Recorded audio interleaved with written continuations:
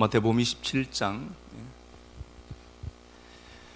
3절 5절 말씀, 마태복음 27장 3절에서 5절 말씀 보도록 하겠습니다.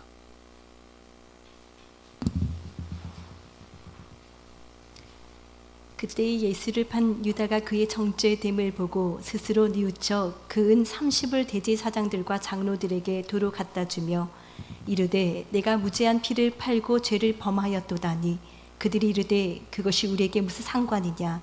내가 당하라 하거늘 유다가 은을 성소에 던져놓고 물러가서 스스로 목매어 죽은지라. 아멘. 기도하고 우리 말씀 나누도록 하겠습니다. 하나님, 그 나라와 상관없이 살아가던 나를 예배자로 빚어낸 전능하신 하나님을 찬양합니다. 눈이 닫힌 내게 당신을 계시하시고 귀가 닫힌 내게 계속해서 말씀을 주신 은혜 감사합니다. 도덕과 윤리, 삶의 모습이나 업적이 아니라 생명의 관계로, 아버지와 아들의 관계로 불러주신 사랑 감사합니다. 이삭이 나기까지 원인의 자리에 자신을 두고자 했던 아브라함의 열심을 봅니다. 약속의 성취가 롯인 줄 알았고 엘리에셀, 이스마엘인 줄 알았습니다. 조급한 마음으로 열심을 내는 인생을 나무라지 않고 언약을 성취하고 완성하는 자가 누구인지 보이신 하나님을 찬양합니다. 우리는 일생 동안 당신을 반역할 수밖에 없습니다. 내 기준, 내 뜻을 따라 제 갈 길 갈 수밖에 없습니다. 그럼에도 99세까지 자기 열심을 비우지 못한 아브라함을 관통한 그 은혜가 지금 내게도 흐르고 있음을 믿으니 이 말씀 생각날 때마다 전능하신 하나님을 온전히 향하게 하옵소서. 그리스도 되신 예수님 이름으로 기도드립니다. 아멘. 마태복음 27장 3절 5절 말씀, 목매어 죽은지라는 말씀의 제목으로 하나님 말씀 나누도록 하겠습니다. 맥주 감사절인데 설교를 본문을 어떻게 이따구로 했는지, 그 맥주 감사절 전반기 이제 우리가 하나님 앞에 감사하고, 그죠? 또 이게 오순절 성령님이 오신 날을 기념하는 날이기도 하고 그렇습니다. 뭐 다 잘 아시고 하니까, 그죠? 요 인터넷 조금만 뒤져보면 맥주절에 대해서 뭐 다 알고 있으니까. 그 우리는 인간의 존엄함이 있습니다. 인간 자체로 존엄한 겁니다. 인간의 어떠함이 아니라 인간 자체, 인간의 사람의 사람된 자체가 존엄합니다. 그래서 저는 사람 인생의 그 존엄성을 제가 부정하지는 않습니다. 근데 성경에서는 그 인생들을 어떻게 규정하는가를 이제 한번 찾아보고 말씀 한번 나눠보도록 하겠습니다. 시편 62편에 우리가 보면은요, 한번 가서 볼게요. 아시는 말씀인데 62편 9절에 보니까 한번 보겠습니다.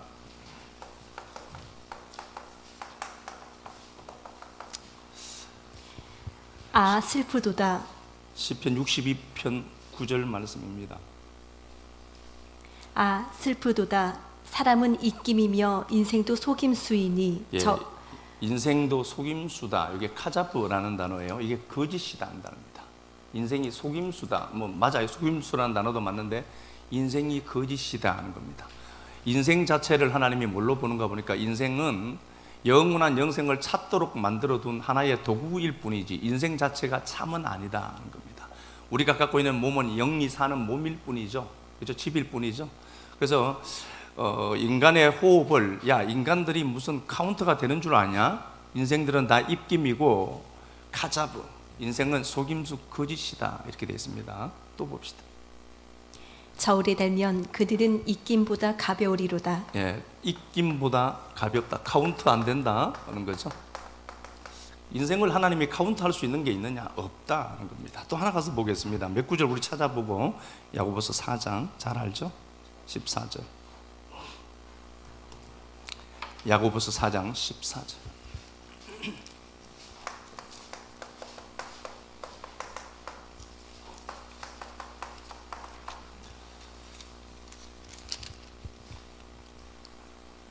내일 일을 너희가 알지 못하는도다. 너희 생명이 무엇이냐? 너희는 잠깐 보이다가 없어지는 안개니라. 안개다 하는 겁니다. 잠시 있다가 없어질 거야 니들은, 이렇게 됐습니다. 제가 먼저 서두에 말씀드린 것처럼 인간의 존엄함을 제가 부정하지 않습니다. 그러나 성경에서 규정한 인간이라는 개념을 어떻게 보는가 성경은 보니까 인생아 니들은 카운트할 게 하나도 없어. 그리고 니들 삶 자체가 거짓이야 라고 되어 있습니다. 이게 카자브라고 했고요. 그리고 야고보 4장 14절에서는 안개와 같다. 잠시 있다 없어질 거야 라는 소리겠죠. 시편 103편 가서 한번 보겠습니다. 시편 허무주의를 제가 유발시키려고 하는 소리는 아닙니다. 103편 14절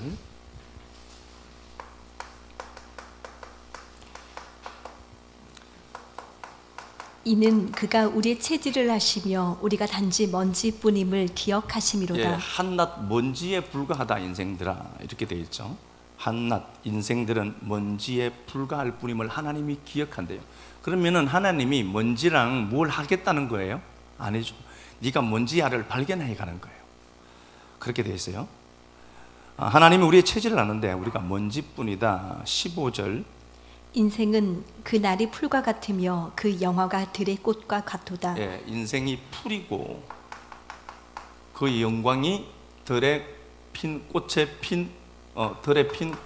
이렇게 되어 있죠. 꽃일 뿐이다. 인생의 그 덧없음을 그 주님이 말씀을 하시고 있는 겁니다. 요 하나 더 보겠습니다. 전도서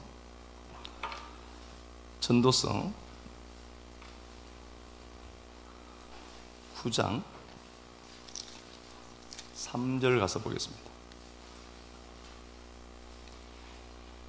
모든 사람의 결국은 일반이라. 이것은 해 아래에서 행해지는 모든 일 중에 악한 것이니 곧 인생의 마음에는 악이 가득하여 그들의 평생에 미친 마음을 품고 있다가 후에는 죽은 자들에게로 돌아가는 것이라. 예, 인생은 미친 마음을 품고 평생 미쳐 살다가 돌아간다, 죽는다는 겁니다. 일반이다. 이걸 벗어날 수 있는 사람은 없다는 겁니다. 인생들은 어느 한 곳에 미쳐서 살다가 그래서 그렇게 살다가 그냥 갈 거야. 걔들은 평생 미친 마음을 갖고 살아가는데 쟤네들은 모른다 겁니다. 그래서 우리는 고린도후서 5장 13절에 예수에게 미쳐 있죠. 모든 사람 다 미쳐 있어요. 돈에 미쳐 있든지 어디에 미쳐 있든지 다 미쳐 있어요. 우리는 단지 영원한 영생이신 예수에게 미쳐 있는 것뿐이죠. 인생 자체가 인생 전체를 사잡아서 주님 말씀하시기를 모두 미친 놈들이다. 미쳐 산다. 이렇게 되어 있습니다. 자, 요 하나 더 봅시다. 이사야 2장.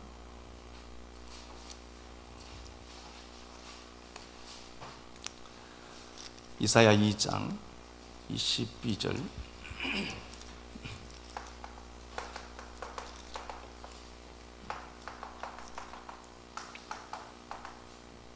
너희는 인생을 의지하지 말라. 그의 호흡은 코에 있나니 샘할 가치가 어디 있느냐. 예, 인생을 의지하지 마라.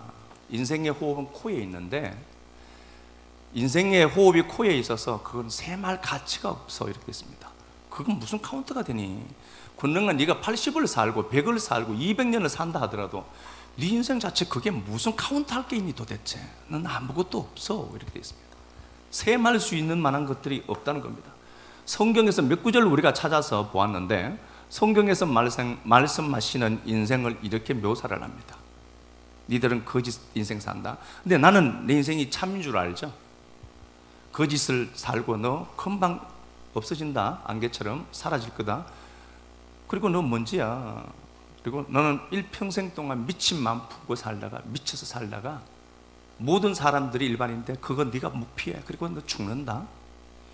그래서 니들 인생 전체를 내가 놓고 보건데 카운트할 게 하나도 없어 이렇게 되어 있습니다. 이게 인생입니다. 호흡이라고 하는 게 있어요. 우리는 본래 흙이고 먼지였습니다. 흙덩어리에다가 하나님이 생기를 불어넣어요. 니시마트 하임이라는 하나님의 호흡을 불어넣으니까 흙덩어리가 불떡 일어나요. 그걸 생명이 되었다. 생명이 됐다. 혼이 살아난 겁니다.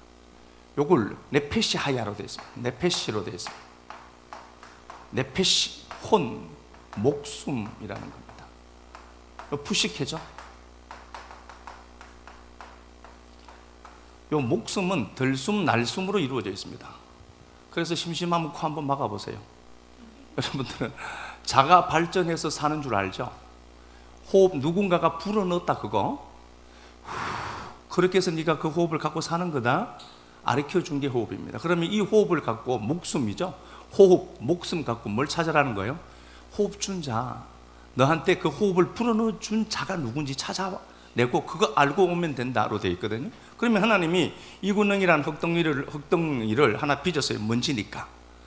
찰나를 사는 그 영원한 시간 속에서 그 잠깐 찰나를 눈 깜빡일 시간이죠. 그 찰나 살고 오는데 네가 그 찰나를 살면서 해야 될 일이 있다.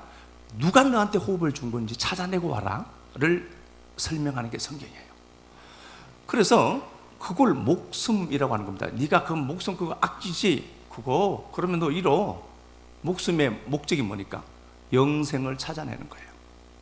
목숨은 여러분들이 갖고 있는 그 목숨, 호흡은 영생을 발견하는 겁니다. 영생이신 하나님, 영원히 사시는 그 하나님, 그분이 내게 호흡을 준 거구나. 그래서 우리의 호흡은 세말 가치가 없는데 하나님이 이제 우리에게 그 호흡을 넣어주신 분이 하나님이 내를 알아먹어서요. 그럼 그때부터 하나님이 개입하는 시간이니까 카운트가 되는 거죠.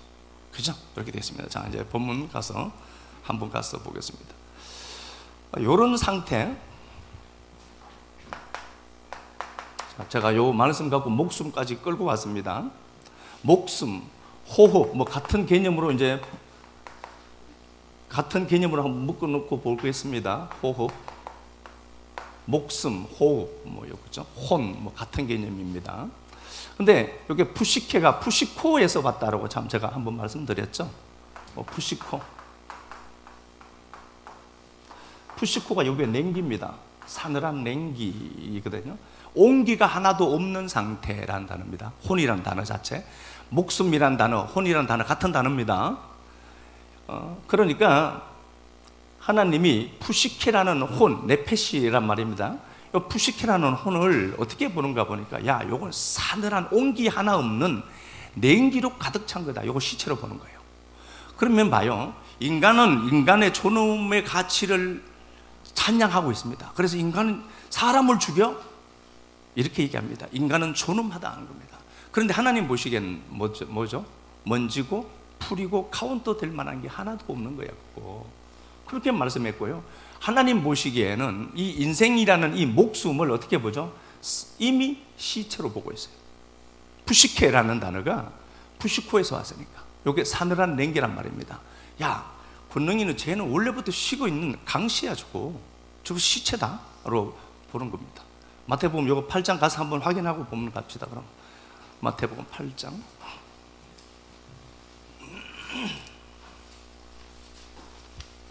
마태복음 8장 22절. 저 22절 그랬어요.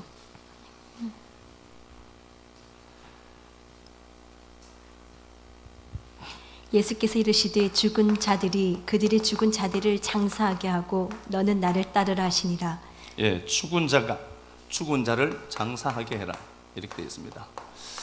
그러니까 아버지가 죽었습니다. 너 나 따라와라고 주님이 말씀했고 어떤 제자가 아버지 장례 지내고 가야 되지 않습니까? 라고 하니까 주님이 죽은 자를 장사하도록 해 이렇게 하고 너 나 따라와라고 했거든요.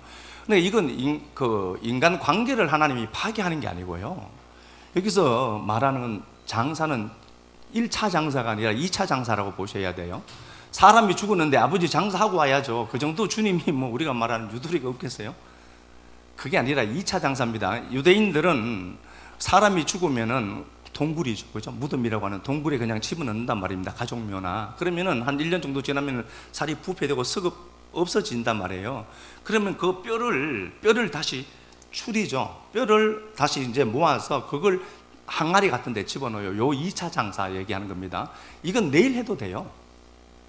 그래서 주님이 죽은 자 장사하도록 해라. 여기 죽은 자는 실제죠. 네크로스예요, 둘 다. 근데 여기는 주님이 제자 보고 너 나 따라와라고 했던 사람도 죽은 자란 말입니다.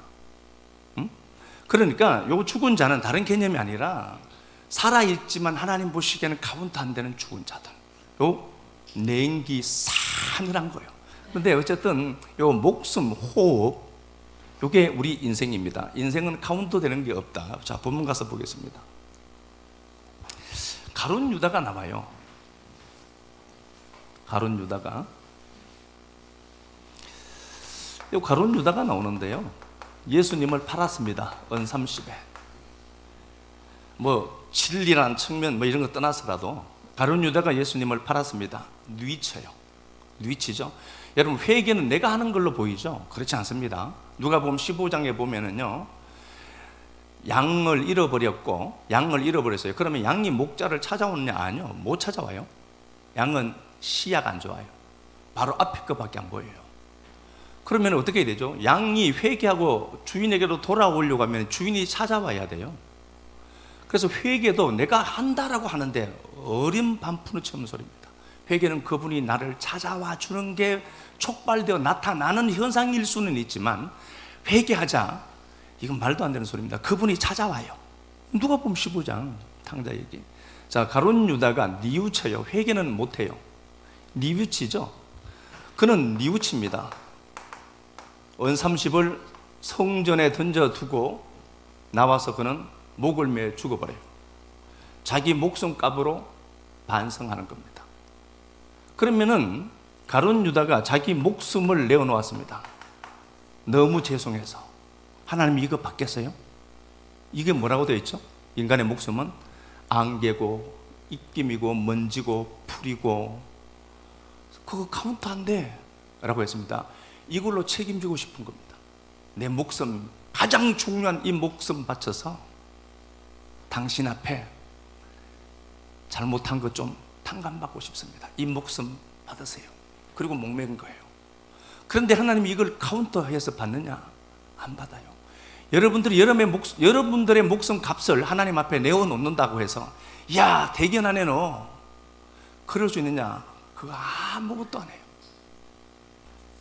그 목숨이 뭐가 그렇게 중요한 겁니까? 내가 책임지고 싶어서 자기 목숨을 하나님 앞에 드리는 거예요. 가장 중요하거든, 인간 편에서는. 내 편에서 보면은 내 목숨은 그렇게 중요하단 말입니다. 그래서 하나님, 이 목숨 바치는 거예요, 그냥. 그리고 딱 죽었는데, 야, 그거 개값이야, 그거 왜 바치니, 그거. 그게 자살이에요. 우리가 살아가면서요, 하나님 내게서 무언가를 요구하는 걸로 보이죠? 그렇지 않습니다. 여러분, 그렇지 않습니다. 하나님들, 여러분들 몸뚱아리 받으려고 하는 것도 아니고요, 인생아 네가 이거야, 카운트 안 돼. 그런데 그 호흡을 갖고 하나님을 찾아내는 거예요. 내게 호흡 주신 분을 찾아내는 겁니다.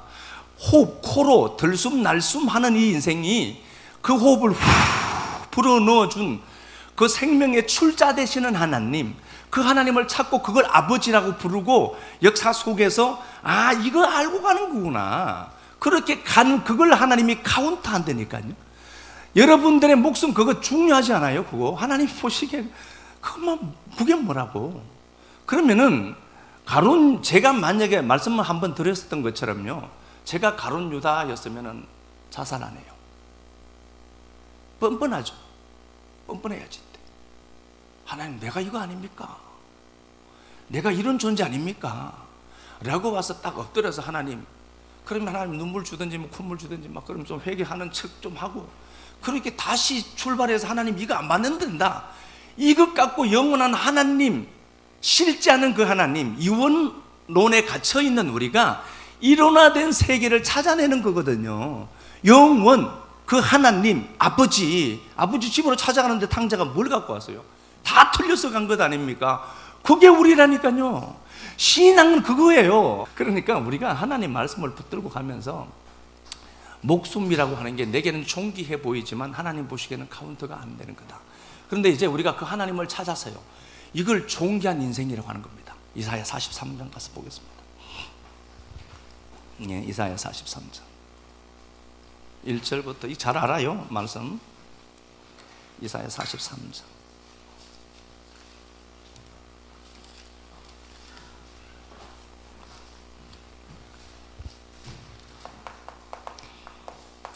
일 절 보니까 하나님이 우리를 창조하고 지으셨다. 야차르예요. 요거 지었다는 단어가 야차르인데, 요 야차르라는 단어 자체가 목적이 있는 겁니다. 목적이 있습니다. 하나님이 우리를 이 역사 속에 보냈습니다. 목적이 있는 겁니다. 야차를 한다니까요. 목적이 있습니다. 그래서 우리를 하나님이 만들었고요. 그분이 우리를 구속했고 지명해서 불렀습니다. 이름이 주어졌어요. 누구 것이라는 거죠. 이름이 주어졌습니다. 너는 내 것이라 이렇게 되어 있습니다. 하나님이 우리를 보시고요. 4절에 보니까 내가 내 눈에 보배롭고 존귀하다는 거예요. 값비싸다는 거예요. 4절에 하나님 우리를 보고 보배롭고 존귀하다. 가장 값비싼 보석을 얘기하는 단어입니다. 가장 값이 나가는 상태, 보석이고 네가 존귀해라고 되어 있습니다. 우리 인생이 이거거든요. 이렇단 말입니다. 서두에 제가 말씀드린 인생이 저거예요. 그런데 하나님 우리를 보고 야 네가 보배롭고 존귀해로 얘기한단 말입니다. 우리를요. 그리고 하나님이 3절에 보니까 애굽을 너의 속량물로 구스와 스바를 너를 대신하여 주었노라 이렇게 되어 있습니다. 속량물, 카페로죠. 그죠? 몸값을 지불했다. 너는 몸값 지불했다. 속전, 몸값. 누구 대신? 이집트. 세상 사람들이 네가 죽어야 될 몸값을 지불했다. 대신.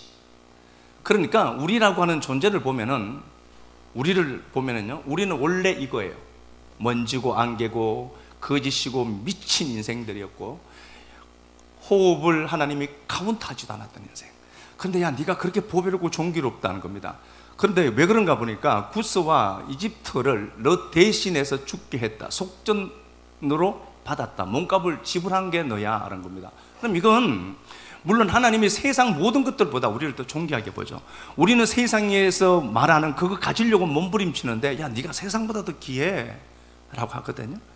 우리는 이미 누군가가 몸값을 지불한 자들이에요. 그 누구죠? 몸값 지불하신 분? 예수 짤이니까 우리가 존귀해 보여요. 그 얘기입니다. 자, 한번 보겠습니다. 6절 8절 가서 볼까요? 8절 눈이 있어도 보지 못하고 귀가 있어도 듣지 못하는 백성을 이끌어내라. 예, 눈이 있어도 보지 못하고 귀가 있어도 듣지 못하는 백성들을 이끌어내야 된다는 겁니다. 그렇게 되어 있고요. 10절 한번 봅시다. 나 야훼가 말하노라. 너희는 나의 증인 나의 종으로 택함을 입었나니 이는 너희가 나를 알고 믿으며 내가 그인 줄 깨닫게 하려 함이라. 알고 믿고 깨닫는다 니들 이렇게 되어 있습니다. 그러면은 내가 알고 내가 믿고 내가 깨달을 수 있는 존재냐 하는 겁니다. 그렇지 않습니다. 요건 선물입니다. 요한복음 1장 5절에 그렇게 되어 있습니다. 빛이 어둠에 왔어요. 그 생명의 빛이신 예수가 이 땅에 왔습니다. 빛으로 왔습니다. 근데 어둠은 그 빛을 감지를 못해내요. 한 사람 태어났네로만 보는 겁니다. 하나님인 걸 못 보죠. 빛이 어둠에 비치는데 어둠은 깨닫지 못해요. 그러면 어때야 되는가 보니까 그 빛이 어둠에게 맞아서 폭행당해서 죽어야 돼요. 그게 십자가 사건입니다. 예수가 죽죠. 죽어야 우리 안에 빛으로 넘어오니까. 요한복음 1장 12절에는 그렇게 되어 있습니다. 예수 그리스도를 그를 믿는 자, 영접하는 자는 하나님의 자녀가 되는 권세를 얻었다. 우리가 영접했다는 소리 아닙니다. 구원파는 자기가 몇 월 며칠 날 믿었다라고 하는데 이건 있을 수가 없는 짓입니다. 우리는 빛을 감지를 못해요. 왜 그렇죠? 눈이 있어도 보지 못하고 귀가 있어도 듣지 못해요. 영적인 건요 원래. 그런 인생이 어떻게 하느냐 보니까 그분이 와서 우리를 덥석대코마이 영접해버린 거예요. 그분이 우리를 아는 거예요. 똑같은 인생인데 A, B가 있는데 A라고 하는 이 인생에게 오더니 그분이 왈칵 부둥켜 아는 겁니다. 그래서 당신이 내 구세주군요 알아먹은 거예요. 그래서 구원은요 수동적인 것이지 능동적이지 않습니다. 그러면은 내가 알고 믿고 깨달았다는 건 내 편에서 촉발될 수 있는 것들이냐? 그렇지 않아. 네가 할 수 없어 그거. 그런데 어떻게 하냐 보니까 11절에 나는 야훼라. 나 외에 구원자가 없다. 예수가 없다는 거죠. 구원자. 그러면은 하나님이 알고 믿고 깨닫도록 해 주셨다는 거겠죠. 하나님이 하시는 거니까. 12절 내가 알려주었고 구원했고 누가 했다는 거예요? 내 편에서 촉발할 수 있는 게 아니라니까요. 알고 믿고 깨닫고 내가 예수 믿는다 말도 안 되는 소리라니까요. 그분이 내게 오셔서 알게 하시고 깨닫게 하시고 믿게 해 주신 거예요. 6절 한번 가서 보겠습니다. 나 야훼가 의로 너를 불렀은즉 내가 내 손을 잡아 너를 보호하며 너를 세워 백성의 언약과 이방의 빛이 되게 하리니. 예, 하나님의 의로 우리를 불렀대요. 하나님이 하나님의 의로 우리를 불렀다는 겁니다. 그래서 우리가 어떻게 됐죠? 기머거리고 소경이고 갇힌 자들인데 하나님을 알고 믿고 깨닫게 된 거예요. 그리고 하나님이 우리를 보고 야, 너 보배롭고 존귀하다라고 말씀해 주신 거예요. 그러면 여기에 내가 무언가를 했고 내 액션이 내가 동력이 돼서 할 수 있는 게 뭐가 있었느냐? 하나도 없어요. 하나님이 어떻게 말씀을 하시는가 보니까 야, 내가 너를 의로 부른 거잖아 로 하죠. 그 의가 누구니까? 고린도전서 1장 30절에 예수가 하나님의 의고 우리의 의라니까요. 예수 그리스도가 하나님과 우리 사이를 연결해 주는 의였다니까요. 아무것도 아닌 인생인데 이제 하나님이 우리를 목숨에서 영생으로 바꿔내신 거예요. 뭘로? 그 의로. 그래서 우리가 카운트 되는 인생을 살게 되는 겁니다. 목매어서 내 목숨 하나님 바친다. 그 받지도 않아요. 쓸데없는 소리 하는 거지. 그죠? 자, 그렇게 되어 있습니다. 다시 보겠습니다. 43장 다시 볼게요. 1절을 보면은요, 여기 야고바 이렇게 부르죠. 야고바. 야곱이 요런 야코브가 있는데요, 아카브라는 단어에서 왔습니다. 아카브. 여기에 속이다, 횡령하다, 속이다. 그래서 이걸 사기꾼이라고 하는 겁니다. 야곱이라는 단어 자체가 사기꾼이라는 단어. 이게 누구죠? 여러분들이에요. 속이다, 횡령하다, 이런 나쁜 뜻을 갖고 있어요. 야곱이라는 단어가. 자, 다시 보겠습니다. 43장 1절 보니까 야고바 이렇게 되어 있죠. 야고바 그렇게 되어 있는데 하나님이 그 야곱을 계속해서 끌고 오면서 이스라엘의 하나님이라고 표기를 해요. 하나님이 이스라엘의 하나님이라고 자꾸 이렇게 표기를 해 가는 겁니다. 14절 너희의 구속자요 이스라엘의 거룩한 이 야훼가 이렇게 됐습니다. 야곱을 뭘로 바꾸죠? 우리가 아는 것처럼 이스라엘이라는 단어가 뭐죠? 하나님이 못 이기는 자가 이스라엘입니다. 그러면은 이스라엘은 하나님이 이길 수 없는 자죠. 자식이니까. 자녀예요. 야곱을 이스라엘로 불러요. 왜 그렇죠? 하나님의 자녀가 되었거든. 하나님이 못 이기는 자가 우리예요. 그래서 하나님이 이렇게 말씀하는 겁니다. 야, 네가 내 새끼여서 내가 너 못 이긴다 이렇게 얘기하는 거죠. 그래서 하나님 보시기에 우리가 존귀한 자가 된 거예요. 우리 편에서 촉발할 수 있는 거냐? 아닙니다. 인간의 존엄 그렇게 보아야 인간은 먼지고 평생 미쳐서 사는 인생, 그분이 오시더니 나를 흡수하는 거예요. 그래서 내가 눈 떠서 보니까 그분이 내 메시아였던 거예요. 그리고 영생을 내가 수여받았고 눈이 열린 거죠. 그 상태가 된 걸 하나님 보시고 존귀하다라고 한 겁니다. 야, 네가 이 세상 그 어떤 것보다 가치가 있는 존재야. 카운터가 되는 겁니다.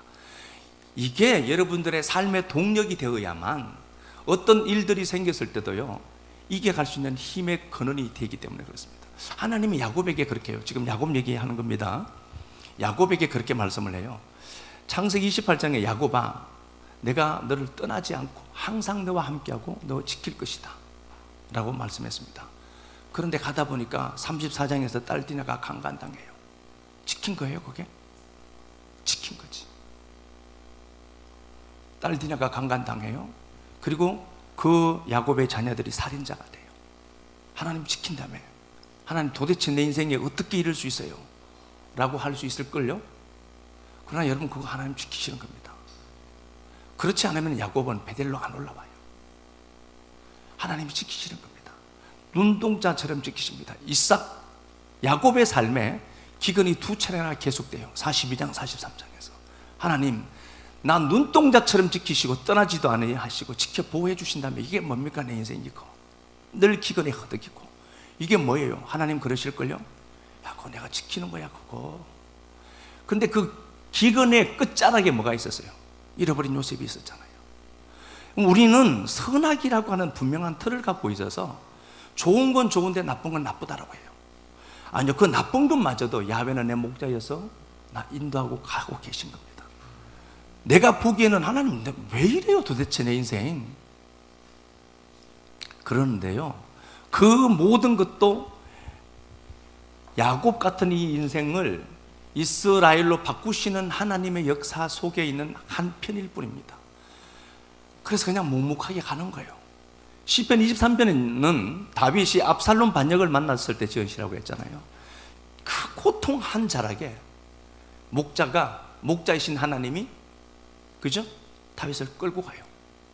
죽음의 위험 모든 걸 다 날렸어요. 거기다가 자식이 자기에게 칼을 겨누었어. 못 견디잖아요. 그럴 때 야훼는 목자에서 내가 부족함이 없다, 내가 사망의 음침한 골짜기를 간다니까요. 그렇게 자세히 한번 보자고요. 그러면 다윗을 양으로 묘사하고 끌고 가시는 목자이신 하나님이 다윗을 끌고 가요. 다윗은 다윗 자기 때문에 그 벌 받아야 된다라고 봅시다. 그냥. 그럼 하나님은 뭐냐고. 하나님이 왜 그 다윗을 끌고 그곳으로 지나간다는 거죠? 하나님이 여러분 그 고통의 현장 한가운데서 같이 고통당한다는 사실을 아셔야 돼요. 너 때문에 내가 저질러 놓은 거 뒤치덕거리 하려고 그 고통스러운 역사 속 현장 속에 그분이 울고 있는 것 안 보이시냐고요. 잘못은 네가 해놓고 목자를 그리로 집어넣은 건 누구예요? 우리잖아요. 그래도 그분 한마디 말씀 안 하시고 내 고통 고스란히 그분이 지시는 거예요. 양이 흑암의 사망의 그 골짜기를 지나갔다고요? 목자가 그 깊숙이 들어와서 그 자리에 있는 거예요. 내 고통 당하시면서. 그분은 안 당해도 돼요. 이스라엘 백성들이 바벨론 포로가 될 때 성전이 붕괴됩니다. 이스라엘 백성들의 사상과 그 열방들의 사상 속에는 하나님은 위대하시다, 그리고 성전이 붕괴될 거라고는 생각조차도 못했던 그들, 성전이 붕괴됩니다. 하나님의 집이 없어져 버려요. 하나님이 그 힘있고 능력이 있었던 하나님이 사람 손에 비참해집니다. 하나님이 실패했어요. 하나님이 낮아지시고요, 하나님이 포로가 된 겁니다. 사람 손에 허물어져 버린 거예요. 그 하나님이 어디로 가시죠? 그 하나님이 바벨론 포로가 될 때 이스라엘 백성들과 함께 그 포로로 잡혀가요. 여러분들의 하나님은 여러분들을 결코 떠나지 않습니다. 아멘. 당하는 그 고통의 한 자락 눈을 감고 자세히 한번 보라니까요. 눈 감고 묵상 한번 해보세요. 그게 누가 계신가? 하나님이 지금 피눈물 흘리면서 나 껴안고 있을걸요. 내가 받아야 될 그 고통을요. 그리고 이스라엘 백성들이 바벨론 포로에서 놓여요. 놓일 때 누가 돌아보죠? 그때 아버지가 돌아와요. 그러면 그분이 어디 가신 거예요? 바벨론 포로 한 자락, 그 고통, 눈물과 고통 한가운데 그분이 함께 계셨던 겁니다. 너무 내 삶이 힘드니까 그게 안 보인 거예요. 그런데 여러분들 때문에 그 하나님은 여러분들의 삶에 들어오셔서 함께 고통당하고 있다는 사실을 기억하시다. 이게 동력이 안 되면은 나 같은 인생은 카운트가 안 되는 인생이잖아요. 그런데 하나님이 나를 카운트한다 이제 라고 했는데 그분은 책임질 게 너무 많아. 이 군능이 때문에. 이 군능이가 잘못해놓고 질질 짤고 울고 있으니까 하나님, 내 입마 그럴 줄 알았다. 너 그러시지 않고 내가 눈물 흘리는 그 고통 한 자락 속에 계속해서 들어오셔서 나 부둥켜 안고 함께 위로자가 되어서 울고 계신 하나님, 그 주님이 돌아온 거예요. 이사야 52장 가서 한번 확인합시다.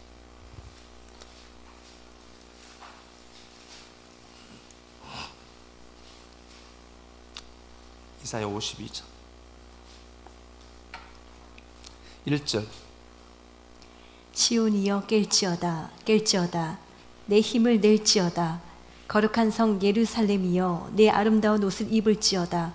이제부터 할례받지 아니한 자와 부정한 자가 다시는 내게로 들어옴이 없을 것입니다. 예, 좀 깨어라. 의식의 깨어짐이 제일 중요한 것 같아요. 우리가 의식의 변화가 없이는 하나님을 제대로 인식할 수도 없고 믿을 수도 없어요. 그래서 우리가 성경이 이렇게 두꺼운 건요, 공부 좀 하라고 준 거예요. 기도만 맨날 하라고 준 게 아니고요, 맨날 금식하고 쫓아다니라고 준 게 아니라 성경 좀 봐라 제발. 성경 좀 봐라. 이게 구원의 계약서 아닙니까? 이거 덮어두고 자꾸 얘기하지 말라니까요. 시온아 좀 깨어라. 의식의 깨어짐이에요. 깨어나야 돼요. 7절. 좋은 소식을 전하며 평화를 공포하며 복된 좋은 소식을 가져오며 구원을 공포하며 시온을 향하여 이르기를 내 하나님이 통치하신다 하는 자의 산을 넘는 발이 어찌 그리 아름다운가. 주님이 고통의 한 가운데 계시다가 이제 돌아오는 걸 본 거예요. 바벨론 포로가 끝이 날 때 그분이 돌아오시거든. 하나님 어디 계셨어요? 라고 얘기할 때요, 여러분들이 피눈물 나는 그 현장 속에 함께 계셨어요. 여러분들이 당한 그 고통이 너무 힘드니까 나만 이런 줄 알았죠? 아니요, 그분이 내 목자여서 사망의 음침한 골짜기 안 가도 될 분이 지나가고 계셨던 거예요. 여러분들 껴안고. 신명기 1장 30절을 어떻게 묘사하죠? 내가 너를 광야에서 안고 걸어갔다, 아비처럼. 근데 나는 광야에서 나 혼자인 줄 알아. 덩그렇게 나 뭐예요 하나님, 아버지라면 나 지킨다며 왜 이 눈물 안 갚아주냐고. 그런데 자세히 눈 감고 성경 통해서 묵상해서 보니까, 호라호로 보니까 그분이 나를 아기가 아버지 품에, 어머니 품에 안긴 것 같이 안고 가시더래요. 아멘. 8절 내 파수꾼의 소리로다. 그들이 소리를 높여 일제히 노래하니 이는 야훼께서 시온으로 돌아오실 때에. 바벨론 포로가 끝나고 시온으로 백성들이 돌아올 때, 그때 하나님도 함께 돌아와요. 어디 계셨어요 주님이? 바벨론에 계셨으니까. 네가 당하는 그 고통 한가운데 계셨다니까요. 그래서 오늘 이 본문의 말씀이 눈, 귀 다 닫힌 인생을 하나님이 정인으로 알게 하시고 또 막 믿게 하시고 깨닫게 하셔서 너 최고의 가치가 나가는 사람이다 라고 말씀해 주신 하나님의 그 의로 된 나, 야곱같이 늘 간사하고 이 계산 따지고 하던 나, 그럼에도 불구하고 내가 너 못 이긴다, 너 이제 내 새끼거든, 그걸 보고 존귀하게 여기신 하나님. 그러나 그 야곱을 지키시는 하나님이 야곱의 삶에 들어오셔서 강간이라는 사건도 일으키고 그의 삶의 풍파를 막 일으키시더라.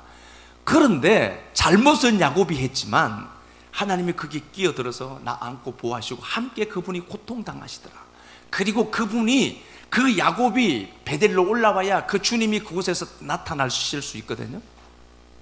그래서 여러분 생각하셔야 돼요.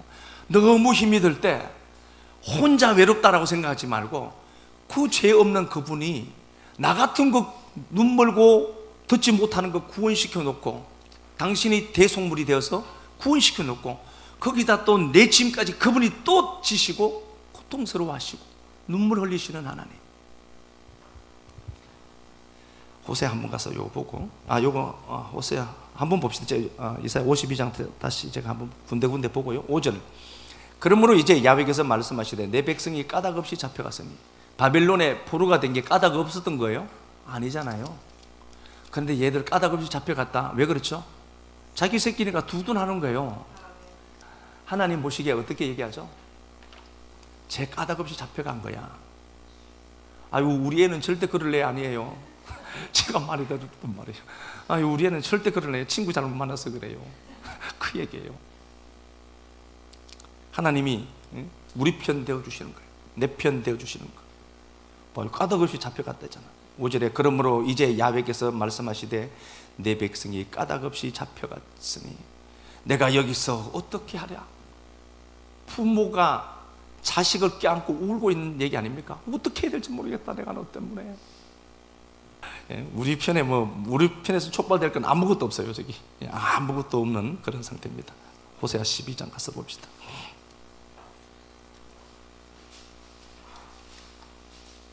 호세아 12장.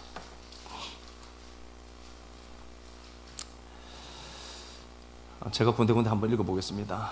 12장. 에브라임은 바람을 먹고 동풍을 따라가며 종일토록 거짓과 포악을 다하고. 이게 우리의 실체입니다. 얘들이 이랬네. 그게 타락해서 그게 아니라 이게 여러분 저와 우리예요. 북이스라엘 얘기하는 거죠. 아수르와 계약을 맺고 그래서 망하는 겁니다. 아수르 따라가더라 북이스라엘은. 유다는요 바벨론 따라가고. 야훼께서 유다와 논쟁하시고 야곱을 그 행실대로 벌하시고 그의 행위대로 그에게 보응하시로다. 하나님이 심판하는 걸 보이죠. 야곱 저놈 잘못해서 내가 좀 손 좀 봐야 되겠다, 그러죠. 그렇게 보이죠. 그 얘기 아니에요. 하나님이 야곱을 이스라엘 만드는 게 목적이거든요. 3절, 야곱은 모태에서부터 그의 형의 발꿈치를 잡았고, 야곱 자체가 출생부터 이놈은 나쁜 놈이라는 거예요. 여러분들은 출생부터 나쁜 놈들이에요. 예? 출생부터가, 이놈은 출생부터가 나쁜 놈이야, 이거. 그 얘기죠. 예. 또 힘으로는 하나님과 겨루고, 하나님과 겨룰 수 있는 건 자식밖에 없어요. 애비한테 해준 게 뭔데? 해준 게 그렇게 많은데도 몰라. 하나님과 겨루고, 천사와 겨루고 이기고 울며 봐요. 하나님도 이기는 게 우리예요. 울며 그에게 간구하였고, 이게 하나님입니다. 은혜를 구하더라. 그럼 우리는 야곱인데 평생 어떻게 살아야 하느냐? 본성이 나쁜 놈이야, 우리가. 그럼에도 불구하고 우리를 총기하고 보배롭게 보신대. 포로 가운데, 내 눈물 그 고통 가운데 함께 계시고, 권능한 네가 야곱이니까 너는 울며 간구하더라. 간구가 하나님인데 은혜 구하는 인생입니다. 아, 그래, 나 평생 살면서 하나님 은혜 없이 살 수가 없는 자가 내가 맞습니다를 고백하면서 하나님 앞에 울면서 그 은혜 구하는 거예요. 그걸 인과율이 없는 인생, 원인 없는 결과를 누리는 인생이라고 하는 겁니다. 아무쪼록 맥주 감사 주일, 하나님 앞에 이런 인생 만들어내셔서 감사합니다. 우리 고백 한번 드리도록 하겠습니다. 이 목숨 값이면 되는 줄 알았던 인생, 인간의 존엄성 얘기하면서 내게 가장 소중한 거 당신께 드립니다. 그래 했더니 인생, 야, 그거 카운트 되는 게 없어. 사랑하는 주님, 야곱을 이스라엘로 만들어내시고 내가 너를 못 이긴다라고 말씀해 주신 그 사랑 고맙고 감사합니다. 사랑하는 주님, 여전히 이 모습이고 여전히 변화되지 않는 것 때문에 가슴 아파하고 여전히 다시 원점인 것 같은 이 인생 볼 때마다 지긋지긋한 인생인 것 같습니다. 사랑하는 주님, 그럼에도 오늘 이 본문 앞에 세워진 우리들 십자가의 은혜로, 구속의 은혜로 우리를 보배롭고 존귀하게 보아주신 당신 계셔서 너무 고맙습니다. 사랑하는 내 아버지 하나님, 야곱을 지키신다라고 말씀하셨던 주님, 그런데 야곱의 삶에 기근이 있고 딸이 강간당하고 자녀가 살인하고 여러 가지 좋지 않은 일들이 일어났음에도 불구하고 하나님, 그 야곱의 그 고통 한 자락 한가운데 당신이 계셨던 것 보았습니다. 다윗이 잘못했지만 그럼에도 불구하고 사망의 음침한 골짜기로 목자가 양을 끌고 가는 그림을 그려내셨던 아름다우신 내 아버지 하나님 은혜 고맙습니다. 그 자리에서 내가 당하는 그 고통, 홀로 당하는 것 아파서 나 끌어안고 울고 계셨던 내 사랑하는 주님, 예루살렘 성이 불타고 성전이 붕괴되는 그 정도는 기꺼이 참아내셨던 사랑하는 주님, 이스라엘 백성들이 바빌론 포로가 되어서 70년 동안 포로 생활할 동안에 하나님 어디 계십니까? 라고 물었던 그들에게 내가 니들 그 고통 한가운데 있단다, 포도록 말씀해 주셨던 사랑하는 아버지 하나님 은혜 고맙습니다. 70년이 끝이 나고 바빌론 포로에서 돌아올 때 하나님이 돌아오는 그 웅장한 광경을 그려냈던 것처럼 사랑하는 아버지 하나님, 야곱 같은 이 인생 놓지 않고 끝까지 붙들어 주셔서 전반기 하나님 잘 살도록 도와주셔서 감사합니다. 하나님 은혜가 더욱더 풍성해지도록 우리를 붙들어 주시고 이런 인생짜리 버리지 아니하시고 품어주신 그 사랑 고맙습니다. 주님 앞에 드린 시간들, 물질들, 섬김들 꼭 기억하시고 하나님 저들의 손에서 당신이 받으셨으니 아름답게 갚으신 하나님 또한 보이도록 꼭 연출해 주옵소서. 그리스도 예수님 존귀하신 이름 받들어 감사하며 축복하고 기도드립니다.